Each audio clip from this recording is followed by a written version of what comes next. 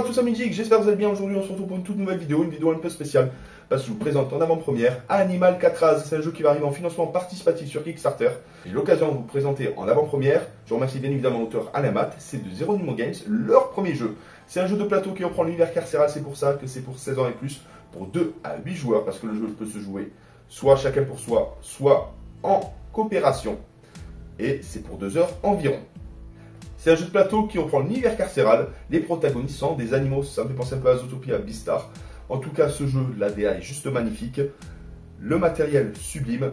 Pour un prototype, franchement, bravo. Donc il y aura 2 versions, je pense. La version avec les figurines en carton et la version un peu plus premium avec les figurines modélisées 3D, plutôt sympathique. Donc le but du jeu, ce jeu se joue de 2 à 8 joueurs. On peut jouer soit chacun pour soi ou en équipe. Il y a 2 référents victoires. Le premier référent, c'est devenir caïd et déclencher une émeute et sortir vainqueur. Ou l'autre possibilité, s'échapper de la fameuse prison. Et pour cela, on va pouvoir voler, attaquer nos adversaires, récupérer des objets, récupérer des niveaux de compétences parce qu'on démarre au plus bas. Il y aura la force et l'intelligence. Et pour s'échapper, justement, il va falloir grimper tout ça. On va pouvoir aussi corrompre les gardes.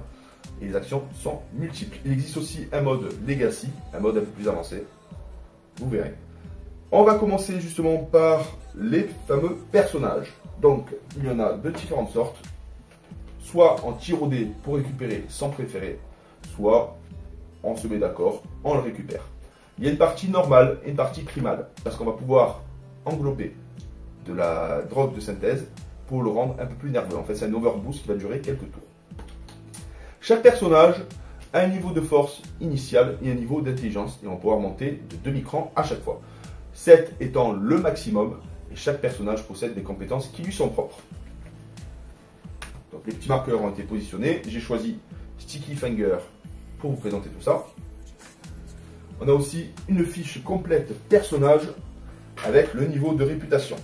Donc inconnu pour le mode expert, on se positionne au niveau 1 et pour le mode imposant, défi normal à ce niveau-là. Et le but du jeu pour devenir caïd, c'est de gaper à ce niveau. Nous avons aussi le jeton au premier joueur, une sorte de brosse à dents. Hop, là.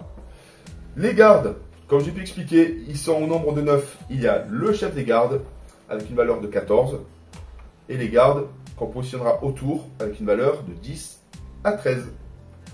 Chaque élément est positionné sur le plateau. Donc il y aura la coursive, les cellules, les cartes événements qui viendront se greffer au fur et à mesure des tours. Et pour terminer, des salles avec des objets bien spécifiques. On va pouvoir aussi récupérer des objets de contrebande directement dans la petite chaise électrique. Chaque héros a sa couleur, donc du coup il y aura 4 clans, le rouge, le bleu, le vert et le blanc. On aura 5 actions spécifiques. Du déplacement, on va pouvoir faire des actions justement dans des zones comme l'infirmerie, le réfectoire, la buanderie et la bibliothèque. On va pouvoir corrompre des gardes plus facilement en leur donnant leurs objets fétiches qu'on retrouve à ce niveau-là. Donc par exemple, sur le garde rouge, vous avez la cigarette, vous avez l'alcool, le cigare, des éléments spécifiques, un slip, parce que je pense qu'il est un peu pervers. Et dans les cartes événements, justement, elles vont être positionnées 2 fois lors d'un tour, sur la phase 1 et la phase 3. On va résoudre les effets, par exemple, je tire la première, visite conjugale. Donc de 1 à 2, on se met en forme, on va lancer le dé. De 3 à 4, bon pour le moral, on récupère un niveau d'intelligence. 1 à 2, on récupère 2 niveaux de forme. Et 5 à 6, c'est la demande de divorce, on réduit notre niveau. On peut tenter à tout moment, justement, de faire des actions subsidiaires. Ça veut dire que c'est des quêtes facultatives qui vont nous permettre d'augmenter notre réputation. Donc ça se passe dans les toilettes, c'est Jerry le concierge qui entend tout et qui sait tout, qui va donner des missions. Par exemple, ici, obtient un objet d'évasion recherché par un rival et dévoile ses cartes, défausse celle-ci seulement et gagne le bonus indiqué. La petite note, ça va être le compteur tour. Donc au tour numéro 1, 5 actions, déplacement dans les salles, jouer des événements, faire des échanges de cartes, parce qu'on a la possibilité de faire des échanges de valeurs de cartes pour pouvoir tomber sur les bonnes cartes. et après on positionne sur le niveau 2, niveau 3, niveau 4. Et à chaque tour, les gardes vont tourner sur la partie extérieure, dans le sens des aiguilles d'une montre, sur la partie intérieure et au centre.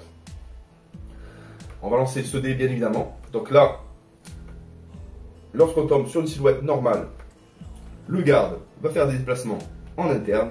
Et si on tombe sur le garde et la flèche, on tourne dans le sens horaire. Les actions sont de 3 types, A, B ou C. Certaines vont avoir une action, d'autres 2 actions, parce qu'on va pouvoir récupérer des points de compétence. Ce qu'il faut savoir aussi, c'est que les gardes peuvent être corrompus, et pour cela, on ne comptera pas d'action lorsqu'on va effectuer celle-ci. Pour corrompre un garde, il faut atteindre le niveau, lui donner des objets en fonction, et lorsqu'on l'a corrompu, on positionne à sa couleur. Et ce garde, forcément, n'est plus neutre, il est de ton côté. On peut tenter, comme j'ai pu expliquer, d'évacuer la prison. Et pour cela, on va tirer une carte. Et cette carte nous donne des bonus. Si on arrive à faire un 16 et un 13 au dé, on peut partir. Sinon, on est bloqué à ce niveau-là. On perd des points d'action. Ça nous fait perdre des tours, il faut être sûr. Et on perd en niveau de compétence. Les objets vont nous permettre d'augmenter notre tirage au dé. C'est l'une des solutions. La seconde solution, comme je l'ai expliqué, c'est le caïd. On va monter nos niveaux de compétence jusqu'à l'émeute et en sortir vainqueur. Voilà le principe d'Animal Catraz. Il y a aussi un mode Legacy, comme j'ai pu expliquer, un mode un peu plus avancé avec le directeur de prison. En tout cas, j'espère que ce jeu va voir le jour, car il y a du travail derrière. Le jeu arrive en financement participatif. Et à très bientôt les amis pour une nouvelle vidéo. Bye!